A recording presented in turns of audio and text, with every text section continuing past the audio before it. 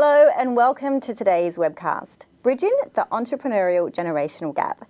Today we'll be speaking with two very successful entrepreneurs and we'll be discussing the gap, why we think it exists, the risks with it existing and how can we fix it.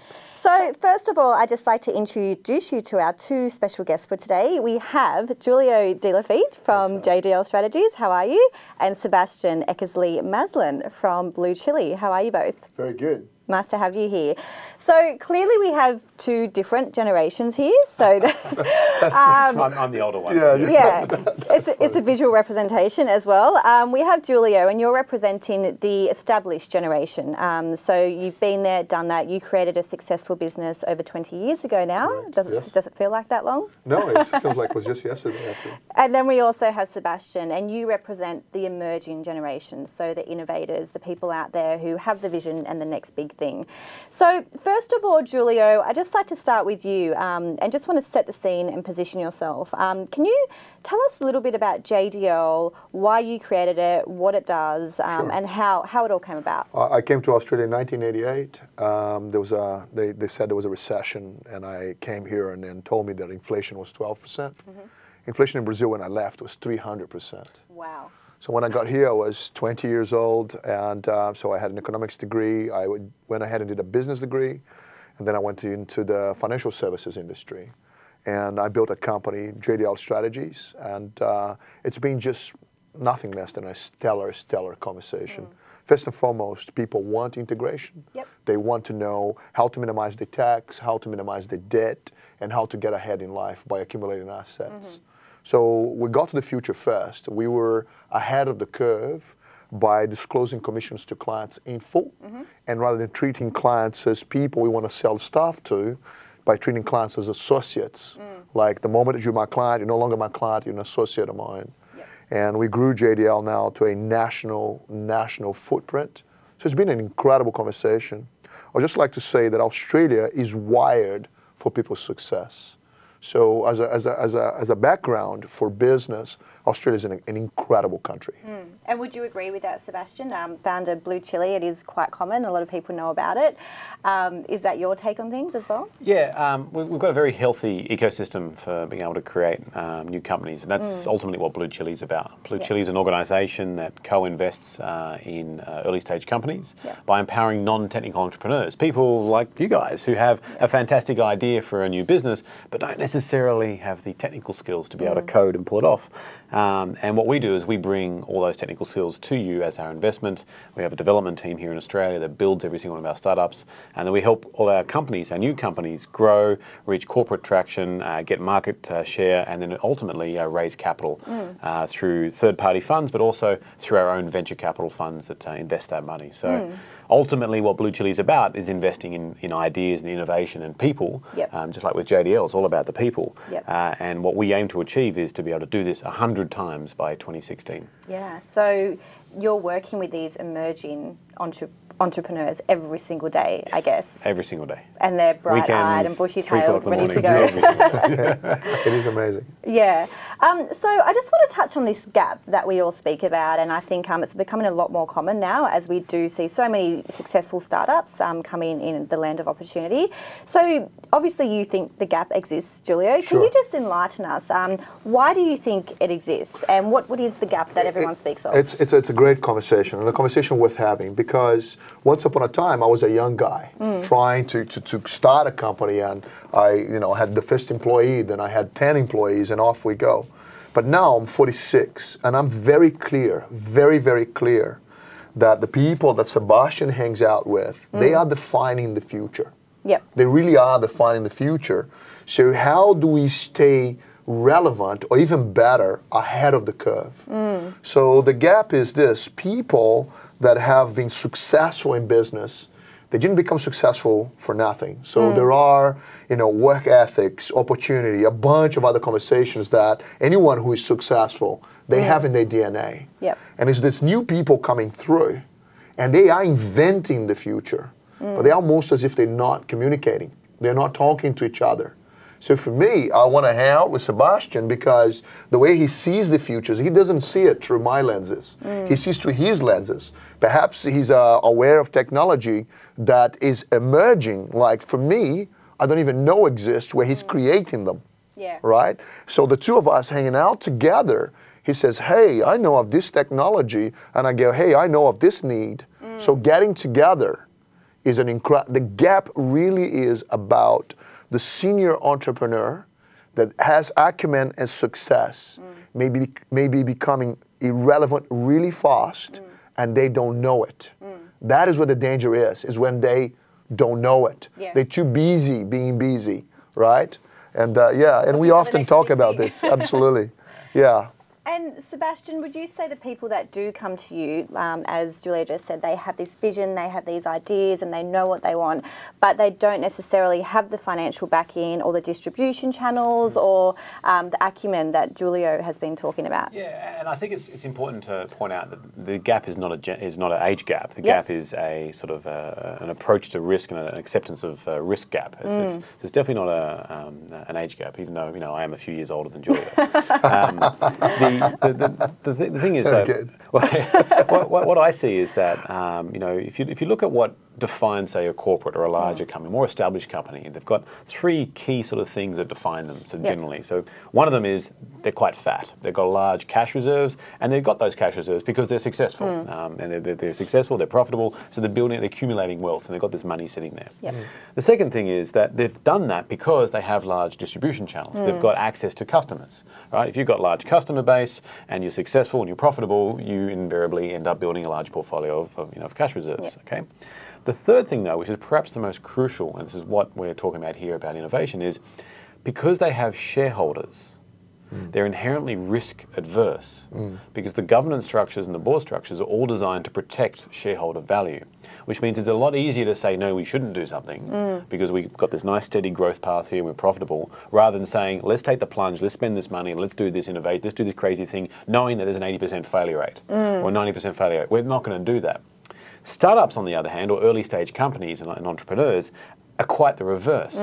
They're very lean. They don't have any money at all, right? So there's nothing there. They don't have customers. They're a brand new company. They might have a few little customers here and there, but they don't have the same reach that a corporate would have.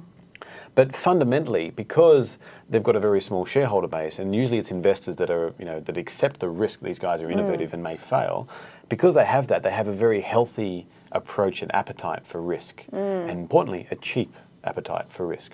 So when you marry these two things together, you've got these corporates that have large cash reserves, have large distribution channels, and are struggling to innovate because they're struggling to really adopt risk.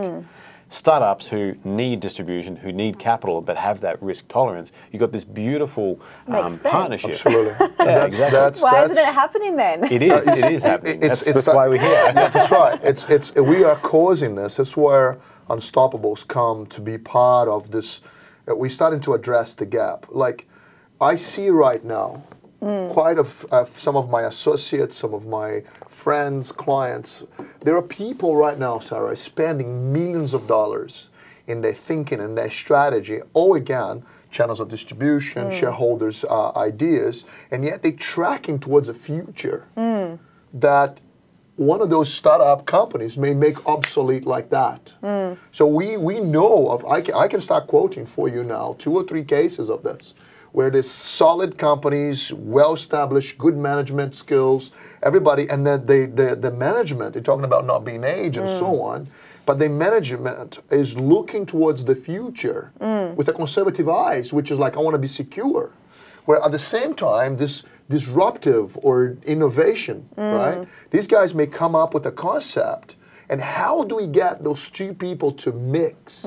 So there are no really established forum for them to make. So now and again, you throw an event, I throw an event, and people come. But what we're trying to do here is to create this paradox, this platform called Unstoppables, where people become unstoppable, where the person who is out there in a corporate world needing to deliver KPIs, they get an opportunity to hear what's coming. We call it what's seeking to emerge, right? So what's coming their way. And they could be hearing of a new technology and be able to marry those conversations. So it's fair enough that we were talking here just before the brief that we know that people hang out in different spaces. Well, it's a social disconnection as well, right? Yes, Is that happening as well? Yeah, so that's right. Yeah. So the conversation between Sebastian and I is that we know that we ought to hang out more. So between us, it is happening. But for a lot of people in my world where I sit out with CEOs, I'm speaking at CPA Australia, and the conversation I'm talking about is about innovation. And how do we handle innovation? Seriously, like, things are going to change. They're not going to slow down in changing. They will change more and more, faster and faster. Yep. That's the new paradox. So people that are now in influence position, is it okay if I just take this? Please. This is Just not, roll with it. Yeah, that's right. This is not part of the brief. But think about this for a second. All of the people right now that are in their 60s, they want to invest in their retirement. Yep. Right? So there are some key components in which people say, I'm going to invest in this and this, and these types of investments. So they are thinking that these things are safe, right? Because they've been around, it's established. But that may be the very thing that make them unsafe. And how do we deal with this? Goes back to what you were saying in terms of risk averseness. So perhaps being innovative is the safe position to take. Yeah. Right? Because if you're trying to kind of hold and be like, oh my God, what's going to happen to me here? Right? Especially with people trying to get a return of trillions of dollars of investment funds, right? And then suddenly trying to hold to what is, what is coming is so disruptive and may change at any time, right? Perhaps innovation and being engaged in innovation is maybe the less risky position to take going into the future, right? I often refer to Sebastian as a guy already in the future. I love his business model where people are pitching at him 200 ideas a month. Crazy. You know, so for me as a senior investor, and I would say to you as a more senior entrepreneur, I want to be in the listening. I want to be kind of close by. And if I go to organizations that are entrepreneurial organizations, they have joining criterias and they have different conversations. And when people join, they create those social networks of which almost it's established already what we're going to talk about, right? So when we create the Unstoppables, it's to actually smash all the barriers and having conversations that we would not have otherwise, right? About engaging with the future. So it's two conversations. What are we pretending not to know?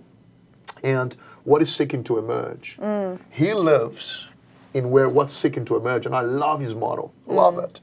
And I wanted to talk to my friends and the executives in JDL. What are we pretending not to know? You know, these are robust conversations that thank you so much for having us today, and we can actually have that with a bunch of other executives. I think just to touch on this as well, one of the exciting things for us when we did promote this event was the fact that so many people are interested in this concept and they want to know what the next big thing is and they want to know how they want to be a part of it. So it's not necessarily the emerging guys online who are looking for the next big thing and want to see your experiences. It's people who are out there working in these big companies, but they do want to know how is this going to shape the future of Australia. And you did touch on the Unstoppables, and I know what they are, and we all know what they are. We know that you're involved in it. But can you just give us a brief, how did this all come about, the Unstoppables? We know that obviously you wanted to have some sort of a program where everyone could interrelate in some sort of environment, but tell us a bit more about it and your vision for Unstoppables. Oh, absolutely, absolutely. And I'll give you 2 minutes for this one. No, I got it. I always say it's all about enthusiasm, but at the same time, you can be as enthusiastic as you may want to. It's all about delivering. Yep. At the end of the day, you have to have the process to deliver. So what's actually happening is this. The future is coming at us very fast, and yet people are busy. Too busy, perhaps, to become innovative, and those with the innovations. Yep. So Unstoppables is very simple. It's about getting to the future first. Yep. So if there's an innovation happening right now, how do I get to it, right, and benefit my company, my business, to develop of this, not to be dictated what the future will do to me, but perhaps be a guy who's helping to create the future. Okay. Right? So Unstoppables is a platform where entrepreneurs come together. Okay? It's a platform for grown-ups, right? So by that I mean people that are totally interested in investing in innovation, cool, but not investing in like, Sebastian has a process in which you have 150 steps that qualifies or disqualifies innovation. Okay. That's fine, that's his world. My world is much more like, I'm in, I will like to put the money in, I will mentor you, I will help you, right? So putting those two together, that's the environment that we are creating, see? This environment not taking place is going to cost us trillions of dollars as a nation, right? So Unstoppables is to close the gap. Sebastian will tell you how interesting the phenomenon to get people to invest in Australian startups. It's very skinny right now. So if there is a message we want to put out there, is to say to people, invest in innovation, invest in the future of Australia. It is one of the greatest things that we can do. And it's not as risky as people may think, especially when you have a process, right, to eliminate the duds, if you will, right, and to get behind as mentors and so forth. So in summary, Unstoppables is the gathering of amazing people to come up with amazing concepts and then deliver them to the market. That's what it's all about, right? Yeah. So it makes sense for you to be part of them. Yeah, Sebastian. absolutely. I mean, and reflecting back on companies getting left behind, if you like. The classic example that is often touted, but it's worth mentioning because it is such a great example, is what happened with Kodak. I mean, Kodak ultimately invented the technology that disrupted them and killed them. So they were there at the forefront. They were thinking the forefront. But Kodak, as a business, was making the majority of their sales on film and ink for printers, right? But film was the major driver of them. So they were hesitant to let go of this safe, secure, profit-generating business model. They invented the digital camera, but they failed to fully embrace it. And it's an amazing sort of, when you look at it, that over 100 years of Kodak, they eventually ended up with a market share less than 4-year-old Instagram. Wow. So Instagram sold for $1 billion, $1 billion market valuation they got investment in, which was had put them at a larger market cap than a 100-year-old company that invented the technology that enabled them to occur. And it's because there's this fear, this inherent fear in large organizations on embracing innovation and change. And it's because business as usual works, right? These guys have been established for a long time, business as usual makes money. And it's only those that are prepared to go out there and change things and understand that innovation comes from this healthy appetite for risk and embracing failure and empowering people to create that failure that is going to occur. And that's a great example. And we work with a large number of corporates at Blue Chili, so we're building startups. We're also working with some established companies. In fact, just yesterday we completed a program for Westpac, 200-year-old business. They're the oldest. They call themselves the oldest company in Australia, right? There's Westpac branch, and these guys here have realised that they can't just stay still. For them, banking and finance is a rapidly changing environment. Technology and internet, we've got mobile payment solutions coming through in it, so even credit cards are getting disrupted. So you have this entire ecosystem, all the foundations they're built upon is being disrupted, so they need to be at the forefront. And they're engaging companies like us to assist them with that. And this program we ran for them, basically over the course of a number of weeks, we found them over 100 ideas in real estate that were disruptive to the real estate industry. Wow. Right, in 4 weeks, we found 100 ideas and concepts, and not just ideas, but entrepreneurs that were prepared to run those ideas. So we ran this campaign to found them. So for everybody else now watching this right now, so if you're in real estate, if you are in insurance, if you are in banking, and you're not part of Unstoppables, you're going to miss out. It's that simple. Because you see, because you're watching this right now, you're hearing this, so now you can act on it. You are right now knowing the disruption is coming, right? So how do you gather? How do you get so now your curiosity as a watcher of this program, your curiosity just spiked. But he's just talking about one conversation, right?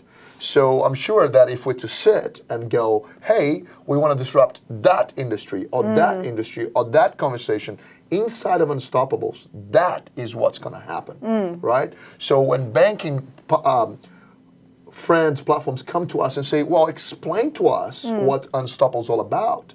It's about people coming together knowing that disruption is coming. So rather than be afraid of it, how can we maximize it? How can we benefit? How can we actually profit and empower others to actually be able to do it. So imagine somebody sits with Blue Chili and say, hey, let's dance. And he says, yeah, 100 new ideas. Now I know, Sebastian, all those 100 new ideas, you'll pick up 4 of them. Yeah. And I'm going to invest in them. Yeah. Here we go.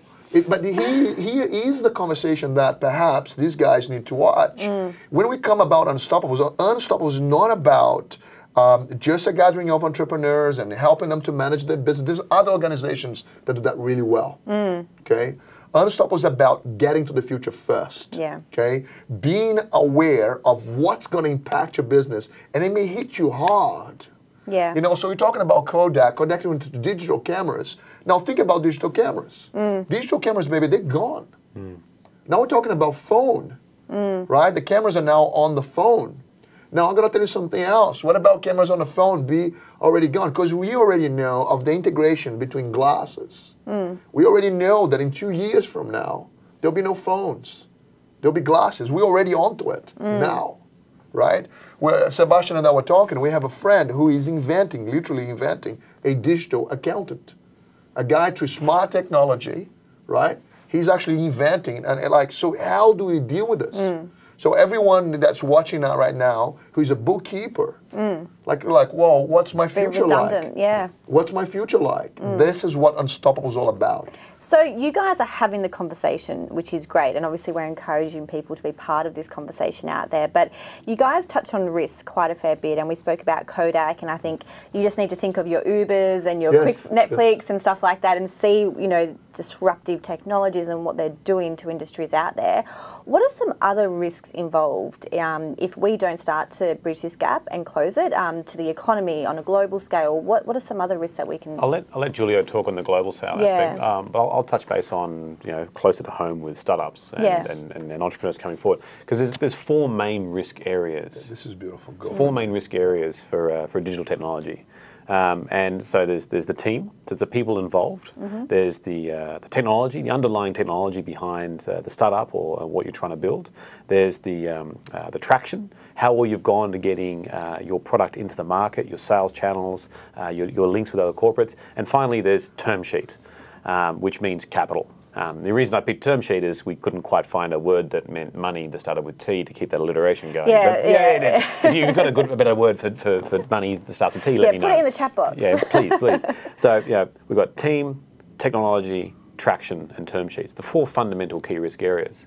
And if you look at your business idea or concepts and address each of those 4 risk areas in turn and individually and try and mitigate them. You never remove risk, you only ever mitigate it, and mitigate those risks as much as possible. How do you mitigate the risk on team? You get really good people around you. Right?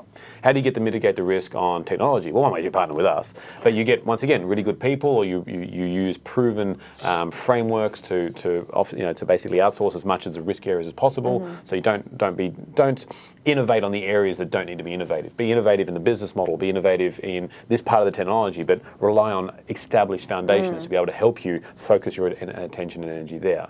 How do you mitigate the risk on traction? You do relationship building. You work with corporate partners to get channel partners. That relationship union I was talking before between startups and corporates is all about assisting in that traction. You come to the Unstoppables because here we're going to have an environment where we're going to have 117 entrepreneurs and business leaders together on a ship for over a week, working together. And that's how you get traction. You get traction by doing these partnerships. And finally, on the term sheet, on the capital aspect there, if you build a product and you mitigated the risk in the other 3, you've effectively mitigated the risk on capital. If you build a successful business that has risk mitigation as one of its fundamental tenets, then it is easier to raise capital in your business in the future. And if you have identified an offering in the market or a gap in the market and you're exploiting that gap, then it's a lot easier for you to be able to make money from that, and that's how you mitigate the risk on the term sheet. At Blue Chili, our entire model is geared around reducing each of these 4 fundamental key risk areas. So on the team, what we do is we have a shit-hot team in Blue Chili that works in every single one of our startups.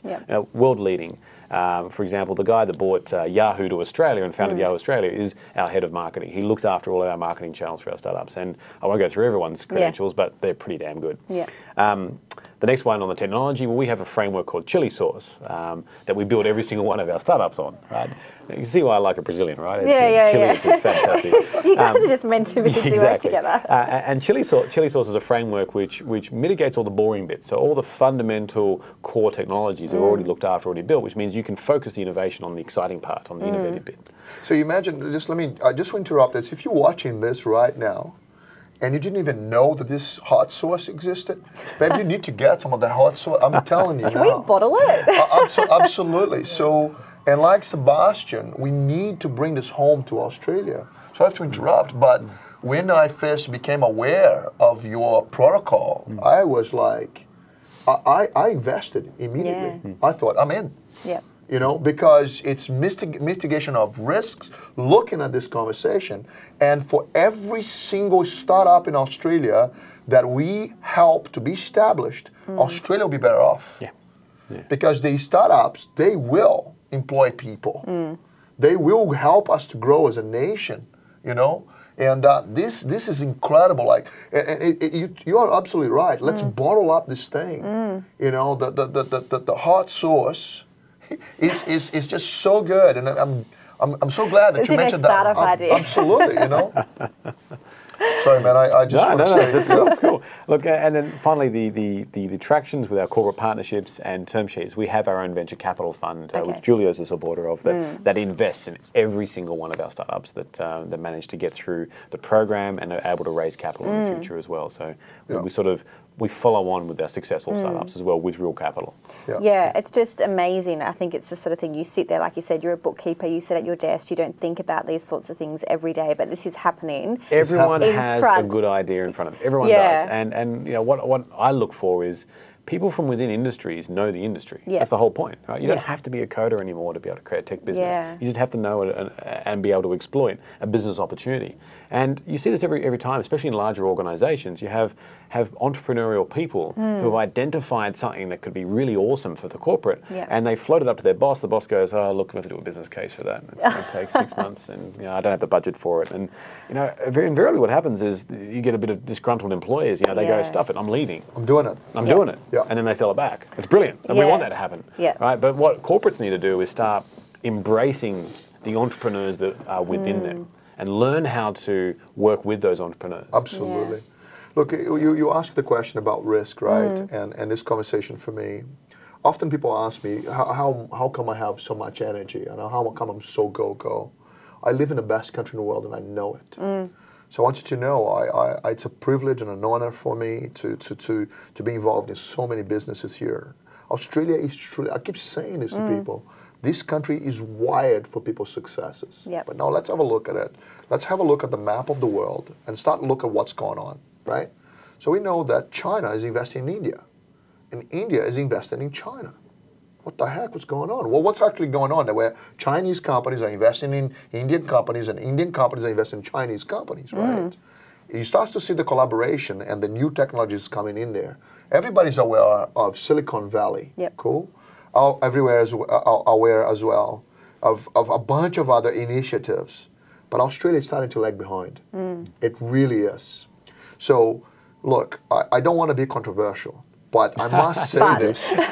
But I must say this.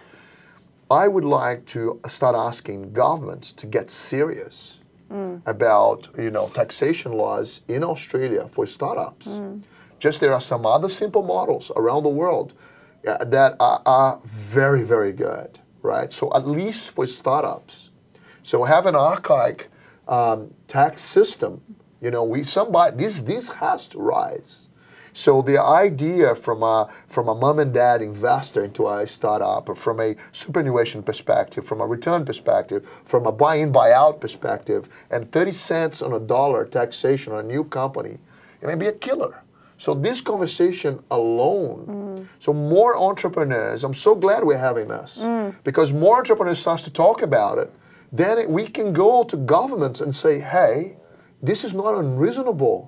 As a matter of fact, check this out. For every new company that starts, the state is better off, the nation is better off. Have a look at the impact in the economy, and so on and so forth. So I believe that the entrepreneurs hold the key to the future. If we are not addressing these things as a nation, we are losing trillions of dollars. Like for Sebastian and I, it's very common for us to see people with brilliant ideas, right? For distribution, yeah, let's take on the world. For distribution, let's distribute the ideas all over the planet, all for it. But for an investment perspective, let's keep it here. Let's keep it in Australia. It's definitely a cultural thing as well. I mean, a couple of weeks ago we had the Melbourne Cup, and I often I often quote this number that Australia as a country spends 4 times more per capita on that one horse race than we do in the previous 12 months on venture capital. This is an interesting number. That's alarming. It's roughly $2.70 per capita on venture capital over 12 months, and it's roughly $12 per capita on the Melbourne Cup. So when people say there's no risk capital in Australia, well, there is, because we're all punting it on the ponies on the Melbourne Cup. But what we're not doing is actually using it for the better good of the nation. So you see the power of Unstoppables. Unstoppables is a platform where we gather this conversation. So we already have involved in Unstoppables, you know, very high people in banking, very high people in insurance, very high people like saying, hey, we want to play, we want to collaborate, we have startups. What we want to do is to create an ecosystem where we are about Australia. We are about the future of Australia. Like, it's about getting to the future first, bringing the technology home, and have us as a nation getting clear that we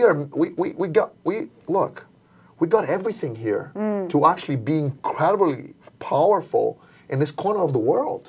You know, look at our neighbors.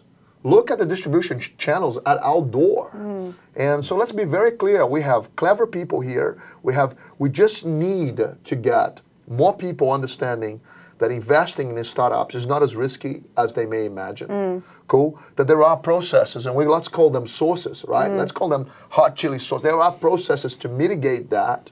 It's just that people are not having the conversations. So people are unaware to get to the future first because the future conversations are not happening. So if most people watching, I like to suggest, to ask, to perhaps shake a bit. Is your Tuesday this week a photocopy of the Tuesday before? That is extremely dangerous. That is so you should have a disruptive Tuesday once a month. Right? You should have a disruptive, like, it's just as a concept, Unstoppable like to install across the companies across Australia, Disruptive Tuesday, once a month, 2 hours, right? What could be that is coming to disrupt us? So we are very clear, like one of the things that we're going to do in Antarctica is to have a conversation about what is coming, because it is coming, and he knows, right? What is coming and who's going to disrupt you? What could you cause that not only going to prevent, future-proof your business, cool, but take you to the next level? That's the conversations we want to have in Unstoppables, and gathering the momentum, raise the money, raise the people that will champion the ideas, integrate and implement. That's what it's all about. It just makes so much sense. You've got, you know, 2 opposing sides here and you've got the answer right here almost, and you know that the gap exists, and things like that, having that Disruptive Tuesday and empowering the future entrepreneurs within your company, because they could be sitting in your accounts department or sitting in the marketing department, you just never know. What are some other ways that we can start to bridge the gap, whether we're talking about your corporate companies, your emerging entrepreneurs, or the people like yourself, Julio? I went to an event that Sebastian put together and a few weeks back, and just the gathering of the people there and the conversations. So we had some real future makers there and some investors. In my world, it's easier to get the guys that are established, that have the money, right? For me, it's just to mingle them more. We want to create a platform, and that's what we call it Unstoppables, where we mingle them more. So these guys that are, you know, high-end executives, established entrepreneurs, established business people, that they start to realize that the young people, they actually got something going. They actually, you know what I mean? And also, it's going back to that risk conversation again, and just understanding that, yes, startups are risky. The payoffs are great, but startups are risky. So the more conversations we have, the more we can help them address those 4 key risk areas. In particular, the team, the people around them, and the traction, assisting them with distribution channels. You know, if you've got in an organization you've got internal risk rules that prevent you from doing work with a company that's less than 12 months old, maybe you want to revisit that. It'll be a lot cheaper to try that startup new technology. It might be better for you. It might fail, but it'll be cheaper for you. But the payoff, if you actually manage to achieve that and manage to pull it off, not just for your own organization, but for the ecosystem as a whole, is much, much broader and much, much better. So I think when we start having those, start addressing our own internal risk compliance issues, which aren't legislation. These are internal things that a corporate will have in front of them. So that's where that happens. Just watch what's happening, right? So Sebastian and I met, we started talking. One of the things that we found in Unstoppables, and we're already addressing. So I want you to look at the business opportunity here. Yep. Sebastian is talking about team, good people, good people, good people. Now, you and I would agree that most people think they're good drivers, necessarily if they are or not. Yeah. It's a different conversation, but the fact that they can drive a car, Yeah. they think they're a good driver. 90% of people are above average drivers. That's it, right? But so you're talking about good people. What is good people? So we have already identified that conversation. So as part of Unstoppables, we're already creating platforms and courses. This is already like happening now, that as we come back from Antarctica, we will implement in Australia courses going forward that actually get people to get what is to be good. A good employee, a good player. Because sometimes people come and they just haven't learned to play. Yeah. So somebody may be playing basketball their whole entire lives, they show up, it's a soccer game. What? I can't use my hands? You know? So, yeah. Yeah, so Antarctica. I think we should touch on that so people don't think we're using some sort of, jargon or something here. We are talking about the Antarctica. So 117 of probably arguably Australia's greatest mines on a boat in the middle of Antarctica. Tell us more about it. You can't go anywhere else. The brilliant thing about this is we're stuck on this boat in really Antarctica. Hope nothing happens. In an amazing environment that is completely putting people out of their normal daily routines and lives. I mean, the sunlight is 23 hours a day, so you don't even have nighttime. So you really, like, your senses and everything about you is completely out of whack. And then when you're thrown in with all these people that are really innovative and creative and have the ability to access and tap into large distribution, large channels of marketing, large capital resources, and have the ability to make change, you've created this amazing mini ecosystem of which to have a very powerful conversation. That's what excites me about this opportunity, is just to see what happens when you have this really crazy environment combined with these really awesome, crazy people with this huge, crazy potential. I really hope someone is taking notes on this boat, because I can imagine some of the ideas. We're not only taking notes, we're making a documentary. Excellent. And we're writing a book, and there'll be cameras, live cameras, there'll be all sorts of conversations. But let me address a couple of things that you said. When we decided to do this, we went after the best company in the world. And to decide which company was the best, the internet is a wonderful thing, and there's plenty of blogs. So we went with Quark. So Quark, they have been doing expeditions to the North Pole and South Pole over 20 years. Incredible operation. They've been nothing but absolutely awesome. Okay, so we went and secured the whole vessel. So we went and bought absolutely every single bed, and we took the prime spot. So we actually flying into Antarctica. We're spending 10 days in Antarctica coming out.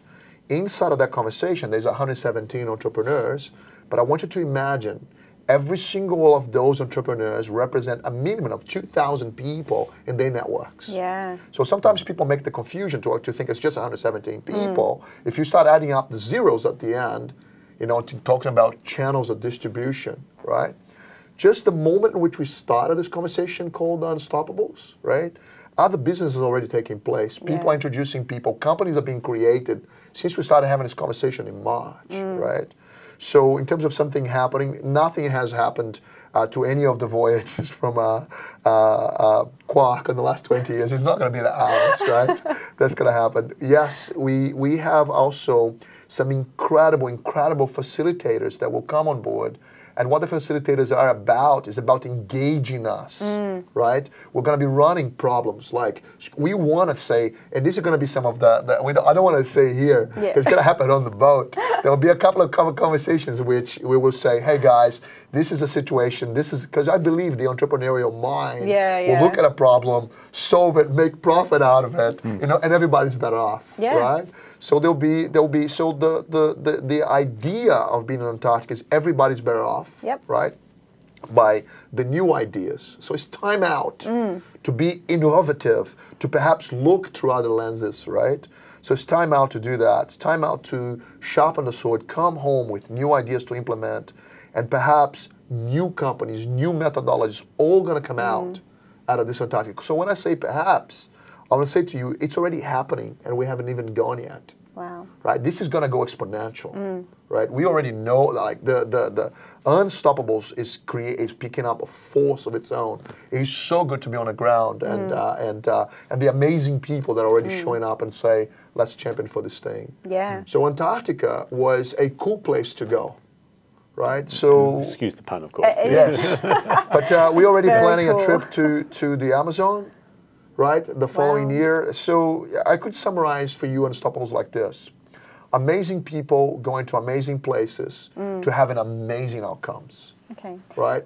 Can anyone get involved in this? If there's people out there and they're interested, they've got these ideas, or they are in either of your positions or the emerging position of the that entrepreneur, can they get involved with this? Like, how do they?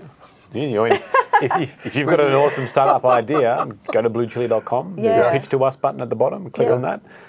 We'll review it. If it's a good enough idea and we think you've got the right skills to be able to pull it off, we'll partner with you and we'll create a business together. Do it. If you're having a good idea, look these guys up. Unstoppables were created to bring back home the spirit of entrepreneurship. Australia was built on the back of entrepreneurs. I still have an accent, but I'm 100% Aussified, Aussianized, whatever you want to call it. Doing oi, oi, oi. Oi, oi, oi, oi. Right? I think that makes you not Australian. That's right, that's right. I knew I was in trouble when Brazil was playing Australia a few World Cups ago, and I was going for Australia. That's why people was like, are you serious? What have I done? You know? But the conversation here is, for us to bring the spirit of entrepreneurship back, it is pretty much getting the younger people with new ideas. And younger is not age, but the spirit of entrepreneurship is young in them. Let's bring it forward, give them methodology to, you know, fast track them, right? Let's get the other people with the money to become aware of the possibilities, okay? So anyone watching this, if you are a startup, if you're already senior, the conversation is, how do we get you to spike, to come and play as an entrepreneur? Because leadership in Australia needs to be reignited, right? I want to say this to you, and it's kind of, again, it's perhaps in people's faces, but we are losing a little terrain. It's time for us to become aware of this conversation and embrace it in full. We don't want to be taking the future from other nations telling us how the future is going to be played. We actually want to be future makers, right? And we know of the raw talent there is here in Australia. It is an amazing, Australia produces amazing athletes. Australia also produces amazing entrepreneurs. All we want to do is less red tape, more conversations, more empowerment, where people can actually engage and become all that they come to become. People which ought to become all that they ought to become, right?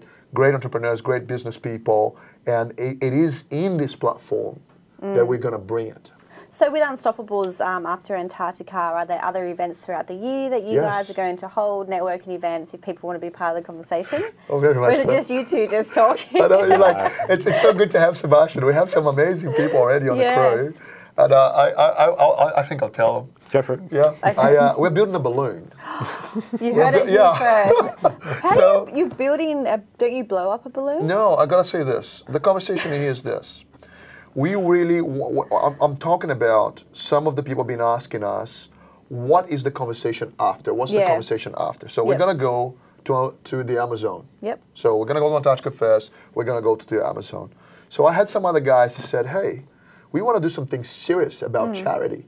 We want to actually bring charity into this and so on. So how do we get media attention, get other people together? Somebody said, hey, should you build a proper balloon and build a proper integration conversation where, because people love to ride on a balloon. Yeah. So really, yeah, you look at the sports, you look at Red Bull, you look at the conversation in itself.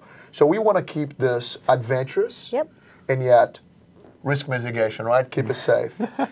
So if people want to ride on a balloon or not, it becomes an incredible piece in which we gather the innovators and the conversation. So it's all about these pieces that they become incredible talking pieces. I'm going to Antarctica, I'm going to Amazon, I'm going to now be part of the balloon conversation. Yeah. And we start to do this. Why? Because people want to be in the know. Yeah. They want to be part of something. And it's keep up this momentum, right? And we are bringing in some serious corporate partners with us simply to go, yeah, we want to be on the forefront. We want to be on the forefront of these things, ahead of the wave. So whatever it is that we will do, right, to integrate social needs, because we need entrepreneurship in social needs as well, charity in itself, and all these conversations. So I know that my PR company is going to say, why did you talk about the balloon? It's a bit too premature, right? It's because it's going to be news. We're doing something amazing with that. Yeah, it sounds amazing. Let me just digress for a second, and I want to do this. Sebastian right now has 2 or 3 companies that we already know they will define the future in so many ways. So talking about balloon, that's hocus pocus, wow stuff. But the wow stuff for me, for real, is to be part of a team of people that is investing in Blue Chili so that can happen. That to me is where the flight really is. Yeah. Is the flight to watch those young guys come through, right? Tap into the process.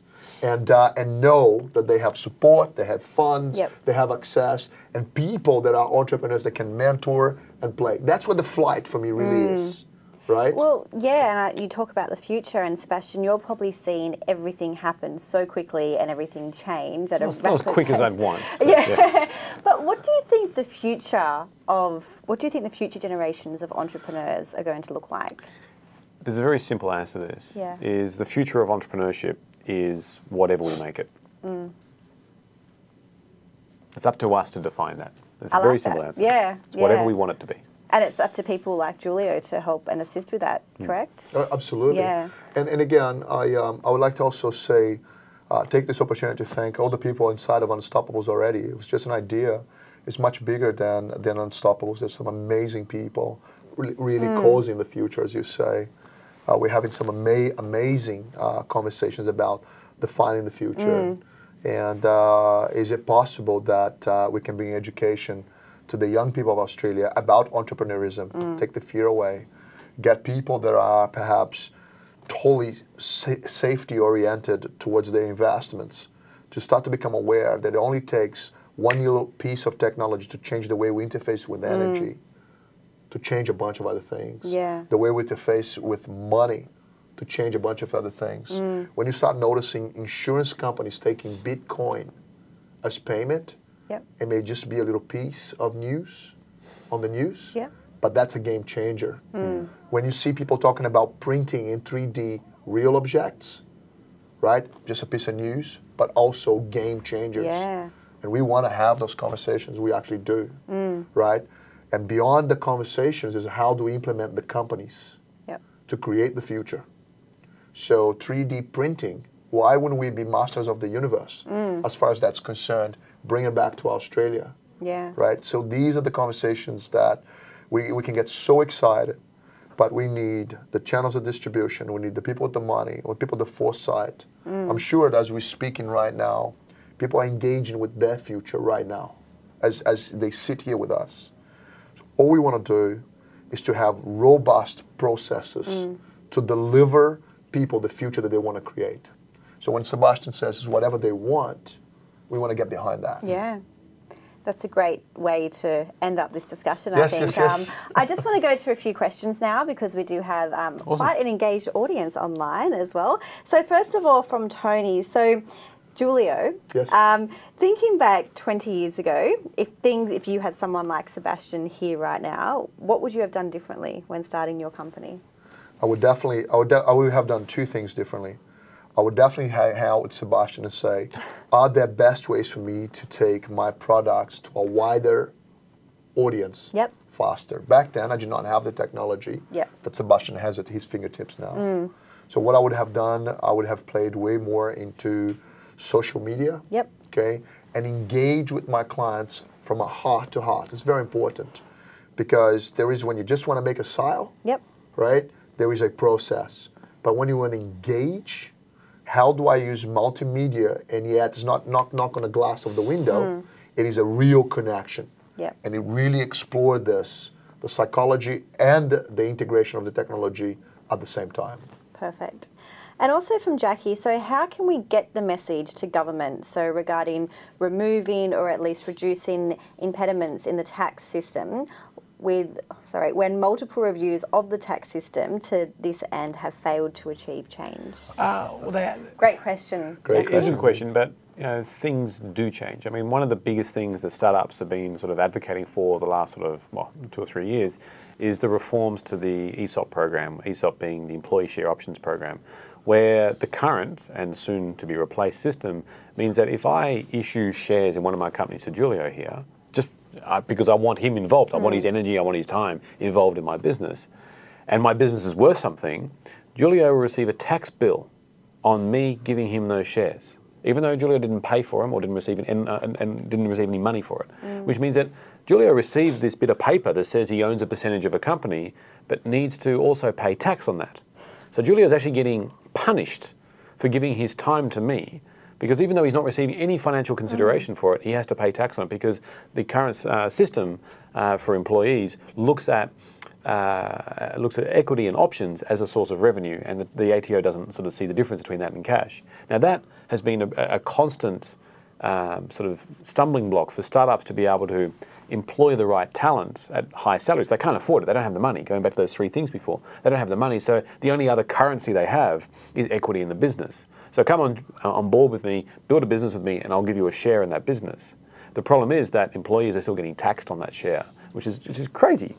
So we've been advocating for that for 3-4 years, really pushing it hard, pretty much ever since it came in. And fortunately, both sides of government have supported reforms that, and finally they've gone through, and we're expecting the legislation changes to occur 1st of July. So the thing I want to say is that change can happen. It just requires persistency and consistency. So we need to be persistent with our message and advocating for change. But more importantly, I think, is we need to be consistent around what that message is. Yes. If, as a community, we've all got different ideas of what we need to change, the message is lost. We need to pick one thing as a whole and focus on that one thing and drive that one thing forward. And that's how we'll actually end up with change. You see, if you take this one step further, then the question is, how do we, communicate to government, right? See, there's a lot of people that would like to play. Let's get serious about the fact that the people that are retired, that they're already being, let's call them senior entrepreneurs, right? They have incredible acumen. They actually want to come out and play.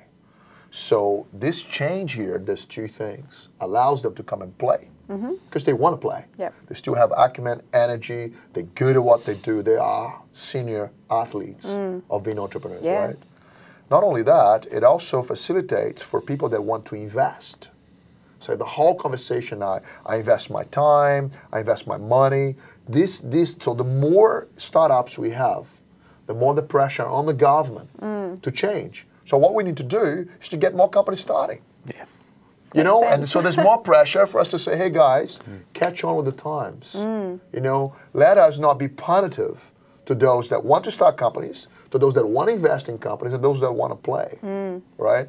So, and the more people that are watching this start to blog about it, talk about it, push it through, send to their local member. Send this very question to their local member. It starts to filter through Parliament. Yeah. Off we go. Great.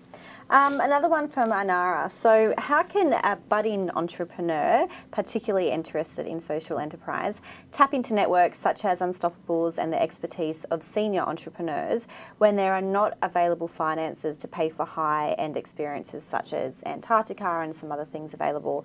Are there cheaper options to join this space? Are there scholarship programs? How can we encourage other people within organisations to be part of this? I'll let Julia talk about a program to encourage this sort of exact thing, but I just want to say one thing. If you have a great idea and have a lot of passion and energy, the best thing you can do is just go out and talk to people. you'd be very, very surprised at how open and receptive experienced entrepreneurs are, experienced business leaders are, when you've got a lot of energy and drive. There's this whole culture in business leaders and entrepreneurship about giving back and mentoring. And if you just approach these people, some of them will say no. Some of them may not return your email at all. But then there'll be a few people that do. And guess what? They're the people you actually want to be talking to. Yes. We have issued a few tickets on a boat in a competition. And the competition, we put out 5 topics, and we ask people to reply, with a few words, what they would do about those topics. Yep. So we'll be issuing some, so if people want to play, okay, and they don't have the finances, we will facilitate for some of them to come and play. And also, Unstop is not just, again, Antarctica is the inaugural trip, right? But there will be events across Australia. We've been doing them in Melbourne, Sydney, Brisbane, right? Where people can actually come together, and there will be conversations, topics, the swap of know-how, the swap of let's catch up and do these conversations, right? So I would say, I would also follow what Sebastian's saying. If you have a good idea, start to play. Yeah. Feedback, do not, even if it be the most negative feedback, take it as learning to play the game. Yeah. Not as a shutdown. Right, what other questions should I be asking? And come and play. And just on that, guys, within 48 hours when we send out the recording, we'll also put a link to Unstoppable's website, and Priscilla, and I'm looking at her right now, her email address, so any questions you can ask her. She'll be delighted to receive any of those questions. And one final question from Sandra. So our company is thinking of starting an innovation session once a week with employees. Do you think this is a good idea? And if we do this, how can we stop it from getting too many ideas? Oh, there's nothing wrong with too many ideas. No. Yes, no, you want more ideas. Yes, it's a good thing. Yeah, you want the more ideas, don't you? You want more ideas. Yeah. You can get even weird ideas. Yeah. Sometimes nothing to do with the topic. No such thing as a bad idea. That's right. Look, yes, it's a good idea. Yes, and it's so exciting that you're actually doing this in an organisation. A few things that I would suggest is try and do it somewhere else. Try and take people outside, not necessarily Antarctica, that'd be awesome, but try and take people Wednesday outside. morning coffee to Antarctica, anyone? So if you're next to a park, go to the park. Go somewhere outside where there's a lot of distractions in the background, because that'll focus your immediate brain on what's happening here and now and allow you to be more creative with the process. So take yourself outside of that environment. It'll also make it more exciting for the staff. So this is not just another staff thing to do. This is something that's exciting people look forward to do. Do it on a boat, go on the harbour, go walk across the bridge. We do sessions with some of our team members where we go for a walk around Piermont and around the harbour just to get the oxygen flowing and get the mind thinking. We do sessions in Hyde Park. It's a beautiful area. Just pick a spot of ground, sit down and just have a chat. Pull up a whiteboard. Bring up a little portable whiteboard, stick in the sand and just draw it. It doesn't matter where you do it, but I think if you do it outside of the environment, it makes it a lot more fun and exciting. I would say also, if ask anyone to do a push-up, they can do a push-up. How many push-ups can you do? Yeah. So when you start with this concept, you may actually have people just be silent, watching, see how it goes. Please persist and tell your other business friends that you are doing it. And what you will find is as the idea starts to come, some of them may not be relevant like in immediate, but it's amazing how somebody may be even 6 months or 12 months ahead of time, right? Just the ideas itself, because too many is, and how do you give them priority? How do you give the people that are launching the ideas, make it a game. Make it a game where all the ideas get placed and let the peers themselves, vote for the best ideas, and make sure also that you have a mechanism to implement them and acknowledge them. Another thing also we do at JDL is sometimes an idea gets presented, gets launched, and it gets to morph when it's halfway up, like starting to be implemented, and somebody else has an idea about the idea. And that is exciting. But sometimes the original idea, the original person of the idea may get like, no. Let's have upfront agreements about ideas may evolve, and they may come out. It's like have it a game around it. That would be so empowering for employees. I can just imagine. Yes. Yeah. Well, that brings us to the end, guys. All right. Well, it went really quick, right? Yeah, it's been a very exciting hour, and I hope everyone out there has also got some ideas or even some inspiration. I think, you know, the whole concept, like I said earlier, people joining who aren't necessarily looking to go and create a startup, but internal innovation and empowering internal people and seeing people within your company as entrepreneurs as well is so important. So a few very different concepts, which I think are all just as amazing as the next. But I want to thank both of you. You've been very entertaining guests. And yeah, like I said, everyone, keep a lookout for the recording. We'll also send you details to the Unstoppables. But any questions, go look at JDL, go look at Blue Chili, look up chili sauce. Do you reckon someone's going to come to you in the next week with a chili sauce idea? For a natural sauce? Yeah. It's happened. Okay, I was going to say. But thank you, everybody. Enjoy the rest of your Thursday, and thanks for joining. Thank you. Bye. Thank you. Thanks very much.